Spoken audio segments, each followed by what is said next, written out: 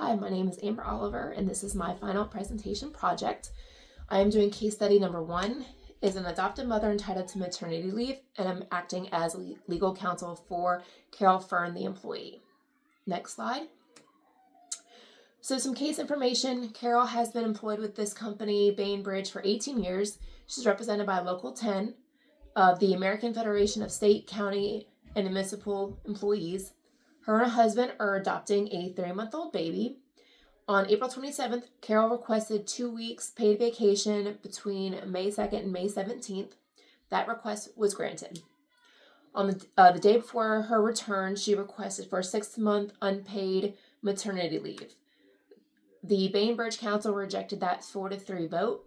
Instead, they offered her 2 90-day reasonable purpose leave. On June 1st, a grievance was filed for violation of Article 10, Section 4A. Next slide. My position is that Bainbridge did violate the collective bargaining agreement between them and the Local 10 union. Even though Carol did not give birth to that child, she is still a mother. I am a mother of 4 daughters myself. I know what it's like. There is a transition period to learn all the new things about being a mother. Yes, Bainbridge did offer her 2 90-day leaves that would equal out to the 6 months that the maternity leave is, but it is not labeled maternity, and she requested maternity leave because she is a new mother. Next slide. So the agreement between the AFSCME, Local 10, and the Bainbridge is Article 10, Section 4A, Unpaid Leave, Number 5, Maternity Leave, page 13. Maternity leave, it does not exceed 6 months, shall be granted at the request of the employee. The reasonable purpose leave, a leave of absence for a limited period without pay not to exceed 90 days. Extension can be granted. Next slide. So is an adopted mother entitled to maternity leave? In my opinion, yes. There are different ways to become a mother. You can give birth naturally, there's IVF, there's adoption, there's surrogacy. No matter which route you go, you are still a mother no matter what. Like I said, I am a mother of 4. My twin brother and sister are products of IVF. They are still my stepmom's children. She is still a mother. Infertility is an issue in the United States. Approximately 12% of women between the ages of 15 and 44 go through some type of infertility services. And did you know the average cost of IVF cycle is $12,400? My stepmom went through 2 cycles of IVF before she was able to conceive my twin brother and sister. Next slide. So adoptive mothers go through an adjustment period just like birth mothers do. You know, you're learning new things like feeding schedules, diaper changes, nighttime routine. It's all a new learning curve, and it does take some adjusting to get a new routine down with a new baby. Regardless of what Bainbridge's views are on adoption, they still violated that collective agreement because she did request maternity leave and she is a mother.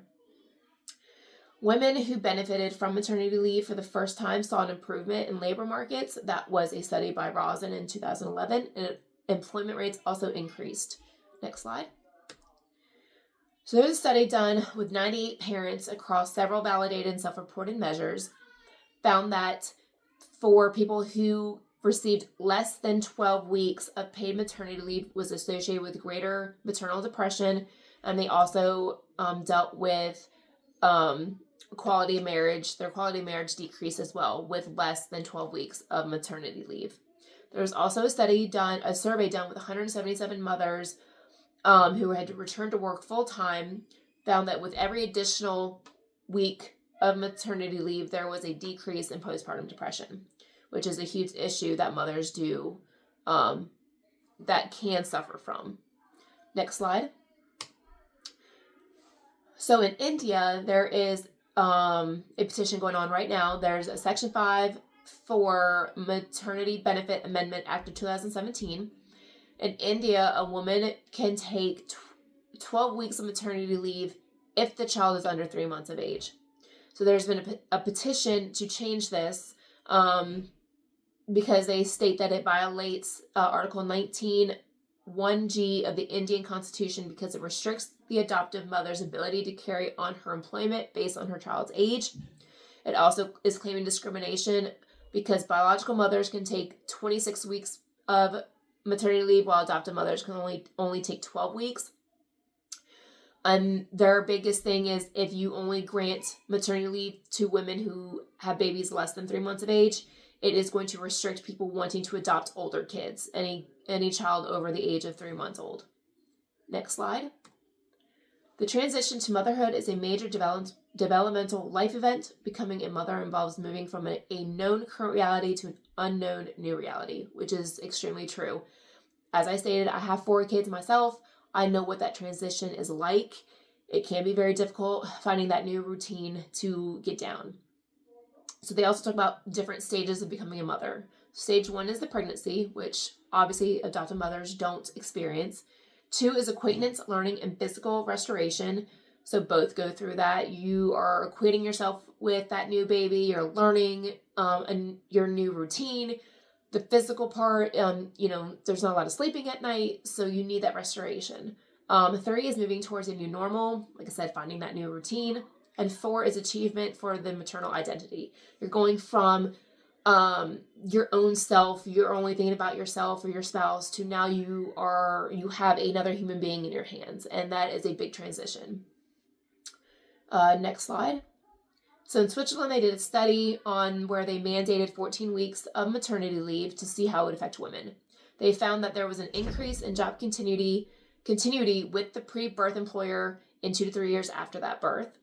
They also found that 3 out of 100 women exposed to that mandate gave birth to their second child. So they just felt that they still had that job, and they stayed with that employer for longer after that child was born when mandated that maternity leave. Next slide.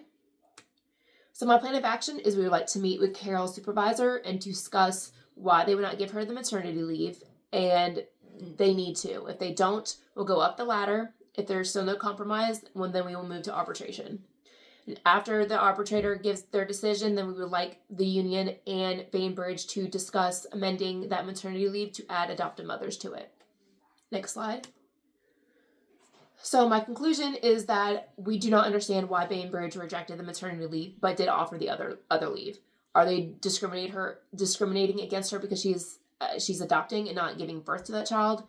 Then that's an issue. She deserves that maternity leave because she is a mother regardless. Thank you. The next slides are just my references. Have a good day.